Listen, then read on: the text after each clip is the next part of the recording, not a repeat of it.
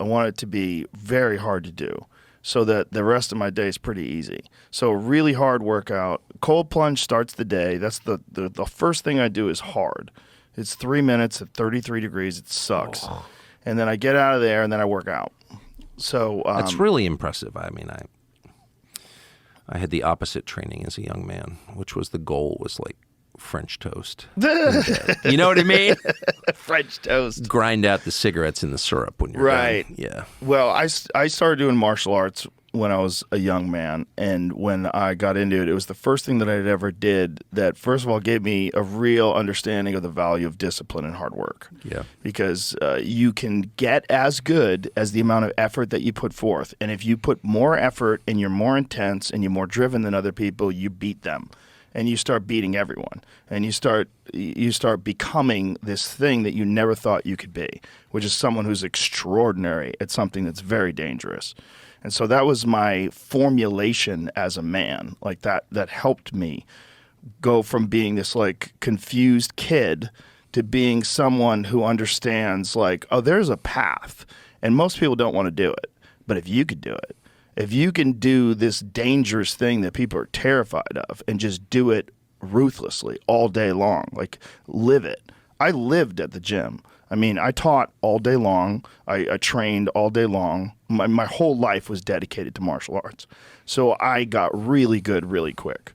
And it changed the whole trajectory of my life. And it instilled in me this understanding of the value of dedication and of a singular commitment to something. To really being, while you're doing it, you're not distracted, you're fully focused on improving. And through that, you could apply that to all aspects of your life. But we all encounter difficult things in life. And there's this saying that I love. It's a really great saying that the hardest thing that's ever happened to you is the hardest thing that's ever happened to you.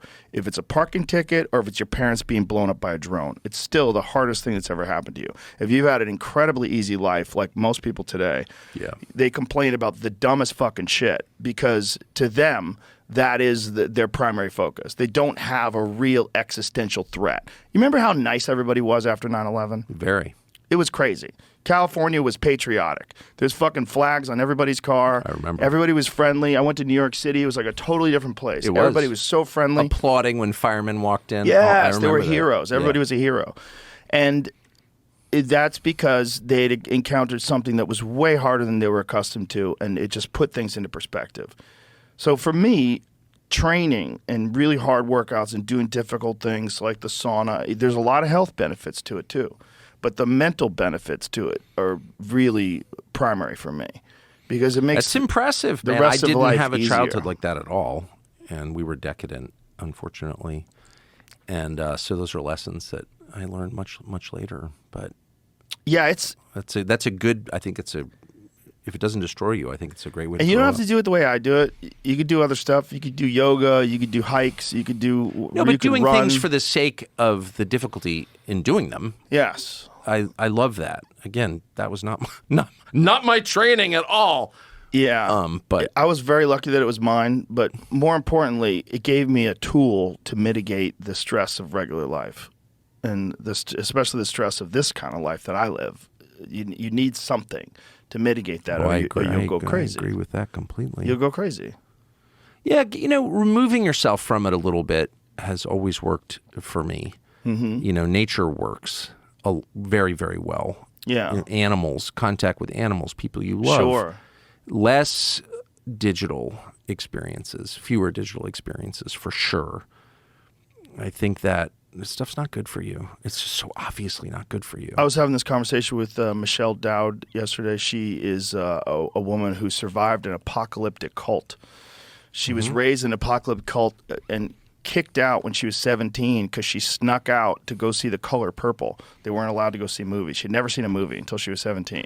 She'd never seen a movie, and her first movie was The Color Purple? Mm-hmm. And then they kicked her out. I can kind of see that. I mean, what about Raiders of the Lost Ark or something? The Color Purple? was the first movie she'd ever seen. I know, but you see one movie that's The Color Purple? Well, a boy invited her to the movie. Come on!